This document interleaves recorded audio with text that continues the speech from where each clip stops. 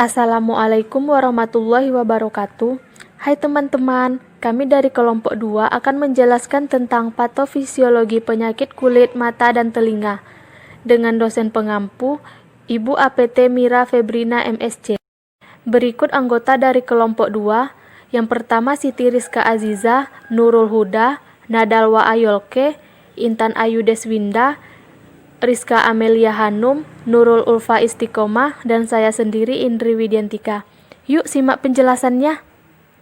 Materi yang pertama yang akan dibahas ialah glaukoma, di mana glaukoma ini adalah penyakit mata dengan gangguan fungsional pada saraf optikus yang dapat menyebabkan kebutaan, ditandai dengan peningkatan tekanan intraokular eskavasi dan atrofi papil saraf optik, serta kerusakan lapang pandang yang khas.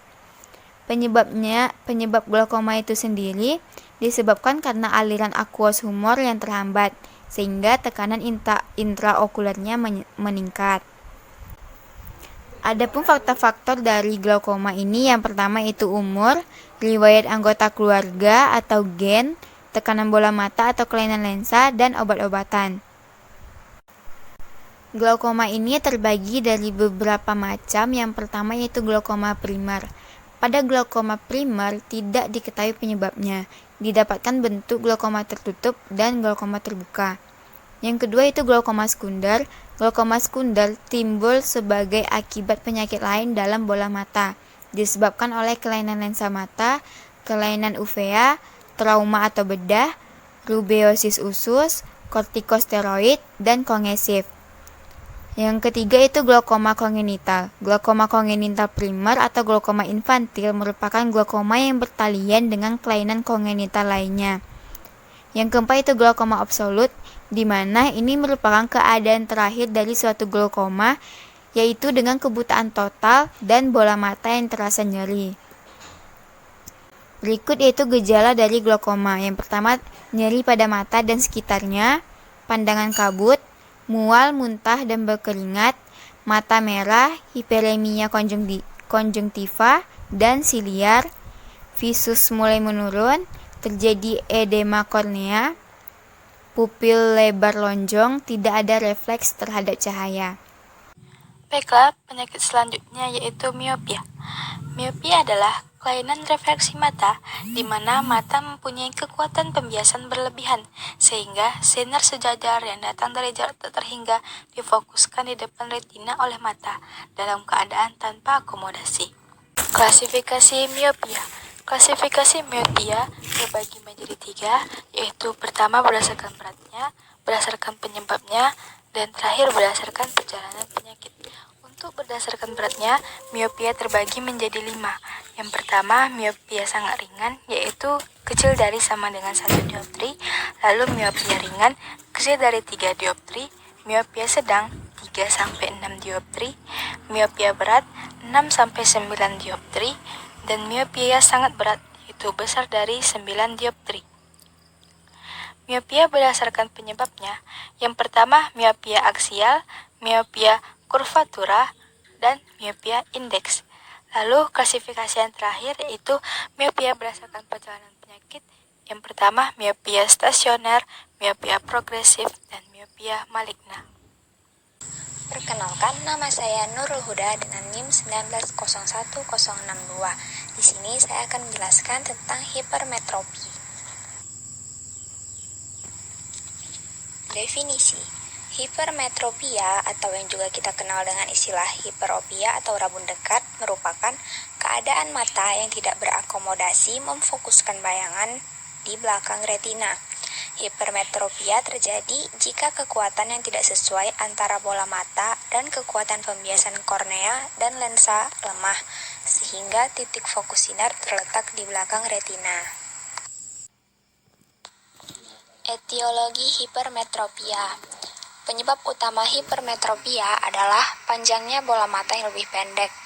Akibat bola mata yang lebih pendek, bayangan benda akan difokuskan di belakang retina atau selaput jala. Berdasarkan penyebabnya, hipermetropia dapat dibagi atas. Yang pertama, hipermetropia sumbu, merupakan kelainan refraksi akibat bola mata pendek atau sumbu anteroposterior yang pendek. Yang kedua, hipermetropia kurvatur, di mana kelengkungan kornea atau lensa kurang sehingga bayangan difokuskan di belakang retina. Yang ketiga, hipermetropia indeks refraktif, di mana terdapat indeks bias yang kurang pada sistem optik mata. Misalnya, pada usia lanjut, lensa mempunyai indeks refraksi lensa yang berkurang. Klasifikasi hipermetropia. Yang pertama, hipermetropia manifest, ialah hipermetropia yang dapat dikoreksi dengan kacamata positif maksimal yang memberikan tajam penglihatan normal. Hipermetropia ini terdiri atas hipermetropia absolut ditambah dengan hipermetropia fakultatif. Yang kedua, hipermetropia absolut ialah kelainan refraksi tidak diimbangi dengan akomodasi dan memerlukan kacamata positif untuk melihat jauh. Yang ketiga, hipermetropia fakultatif, di mana kelainan hipermetropia dapat diimbangi dengan akomodasi ataupun dengan kacamata positif. Pasien yang hanya mempunyai hipermetropia fakultatif akan melihat normal tanpa kacamata. Bila diberikan kacamata positif yang memberikan penglihatan normal, maka otot akomodasinya akan mendapatkan istirahat. Yang keempat, hipermetropia laten, di mana kelainan hipermetropia tanpa siklopegia atau dengan obat yang melemahkan akomodasi diimbangi seluruhnya dengan akomodasi. Dan yang terakhir, hipermetropia total, ialah hipermetropia yang ukurannya didapatkan sesudah diberikan siklopegia. Gejala hipermetropia. Penyakit dengan hipermetropia apapun penyebabnya akan mengeluh matanya lelah dan sakit karena terus-menerus harus berakomodasi untuk melihat atau memfokuskan bayangan yang terletak di belakang makula agar terletak di daerah makula lutea. Pasien muda dengan hipermetropia tidak akan memberikan keluhan karena matanya masih mampu melakukan akomodasi kuat untuk melihat benda dengan jelas. Pada pasien yang banyak membaca atau mempergunakan matanya, terutama pada usia yang telah lanjut, akan memberikan keluhan kelelahan setelah membaca. Keluhan tersebut berupa sakit kepala, mata terasa pedas dan tertekan. Kemudian, keluhan mata yang harus berakomodasi terus untuk dapat melihat jelas adalah pertama mata lelah, sakit kepala, serta penglihatan kabur melihat dekat. Penjelasan selanjutnya yaitu jerawat. Jerawat adalah reaksi dari penyumbatan pori-pori kulit disertai peradangan yang bermuara pada saluran kelenjar minyak kulit. Sekresi minyak kulit menjadi tersumbat, membesar, dan akhirnya mengering menjadi jerawat. Adapun faktor-faktor penyebab jerawat, yang pertama yaitu genetik, yang kedua hormonal, di antaranya hormon androgen, hormon estrogen, dan hormon progesteron. Yang ketiga makanan. Beberapa makanan yang dapat menimbulkan jerawat adalah makanan yang tinggi lemak, tinggi karbohidrat, beryodia tinggi, dan makanan yang pedas. Keempat, psikis.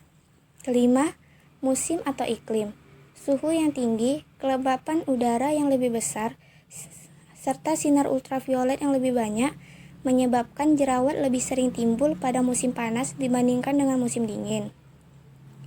Yang keenam, infeksi bakteri. Bakteri yang terlibat dalam proses terbentuknya jerawat adalah Corynebacterium acnes, Staphylococcus epidermis, dan Propionibacterium acnes. Ketujuh, kosmetika. Penggunaan alas bedak, blush on, dan bedak padat dapat memicu munculnya jerawat. 8. Terlalu sering terpapar sinar matahari. Dan yang terakhir, bahan kimia lainnya. Patogenesis jerawat. Yang pertama, meningkatnya produksi sebum. Hormon androgen merangsang peningkatan produksi dan sekresi sebum. Peningkatan produksi sebum menyebabkan peningkatan unsur komedogenik dan inflamatogenik penyebab terjadinya lesi jerawat. 2. Hiperproliferasi epidermal dan pembentukan komedo. Bila aliran sebum ke permukaan kulit terhalang oleh massa keratin tersebut, maka akan terbentuk mikrokomedo. 3. Kolonisasi mikroorganisme di dalam folikel sebaceus. Dalam hal ini, mikroorganisme yang mungkin berperan adalah Propionibacterium acnes, Staphylococcus epidermis, dan Corynebacterium acnes. Mikroorganisme berperan pada kemotaktik inflamasi serta pada pembentukan enzim lipolitik pengubah fraksi lipid sebum. 4. Adanya proses inflamasi, terjadinya kerusakan dinding folikuler dan menyebabkan ruptur hingga isi folikel lipid dan komponen keratin masuk dalam dermis dan mengakibatkan terjadinya proses inflamasi. Beberapa klasifikasi jerawat yaitu akne punctata, akne papulosa, akne pustulosa, akne indurate, dan kistik akne atau jerawat batu. Gangguan pendengaran. Apa sih gangguan pendengaran itu? Jadi, gangguan pendengaran adalah salah satu gangguan kesehatan yang disebabkan oleh terlalu seringnya terpapar suara yang nyaring atau keras. Kondisi ini juga bisa disebabkan oleh faktor usia. Ada pula 3 tipe gangguan pendengaran. Yang pertama, gangguan pendengaran konduktif. Yang kedua, gangguan pendengaran sensorineural. Yang ketiga, gangguan pendengaran campuran. Nah, kita masuk gejala dari gangguan pendengaran. Yang pertama itu karena suara atau perkataan terdengar pelan. Gejala yang kedua, lambat saat belajar bicara atau tidak jelas ketika berbicara. Yang ketiga, sering berbicara dengan lantang. Yang keempat, perlu berkonsentrasi keras untuk mendengar hal yang dikatakan orang. Dan yang terakhir, telinga berdenging atau tinnitus. Luka bakar atau kombustio adalah kehilangan jaringan yang disebabkan kontak dengan sumber panas. Sumber panas itu dapat berupa api, bahan kimia, listrik, dan radiasi. Nah, yang terakhir kita akan bahas mengenai gejala dari kombustia atau luka bakar. Yang pertama, kita akan merasakan nyeri selama 2 atau 3 hari. Kemudian dilanjutkan dengan pengelupasan kulit. Nah, biasanya luka bakar superficial menimbulkan warna merah pada kulit kita. Sedangkan luka bakar berat biasanya berwarna merah muda, putih, ataupun hitam seperti arang. Dan gejala yang terakhir dapat menimbulkan rasa gatal umum yang dialami selama proses penyembuhan.